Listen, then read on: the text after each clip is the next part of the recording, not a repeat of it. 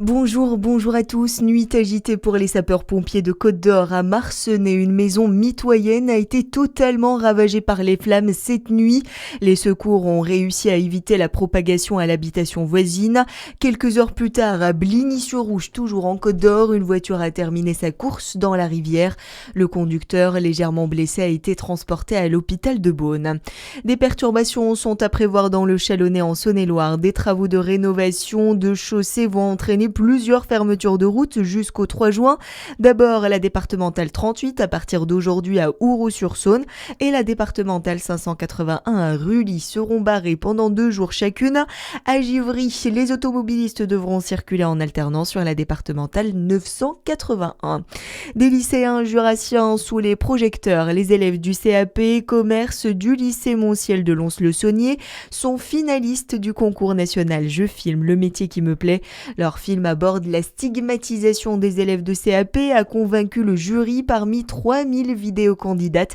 La remise des prix se déroule aujourd'hui à Paris. Dans l'actualité également, face à ces fortes chaleurs, il faut donc reprendre les bonnes habitudes, s'hydrater, rester au frais, aérer la nuit quand le mercure descend suffisamment, mais aussi, et c'est moins connu, manger un peu plus salé que d'habitude. Explication de Judith Lobmansour, médecin généraliste en Normandie. Une chose dont on parle jamais, il faut manger avec un peu de sel. Parce que quand on se déshydrate, quand on transpire, tout le monde s'en rend compte, si vous goûtez votre sueur, elle est salée. Donc si vous buvez de l'eau et que vous mangez pas, un peu salé, eh ben, vous allez créer un déséquilibre. Et on en a des gens qui arrivent aux urgences en hyponatrémie, ils sont pas bien du tout. Les gens ils boivent, ils mangent rien et bah, ça crée un déséquilibre. Donc on boit de l'eau et on mange des choses simples, bien sûr, plutôt fraîches, plutôt légères, mais salées. L'épisode caniculaire devrait se poursuivre en France jusqu'à la fin de semaine. L'heure des plaidoiries au procès en appel du financement libyen de la campagne de Nicolas Sarkozy en 2007, ses avocats vont demander sa relaxe pour ce dernier jour d'audience. Le président de la cour d'appel rendra son arrêt le 30 novembre. De nombreuses émissions de méthane ont été détectées en avril dans plusieurs sites gaziers du sud de la France.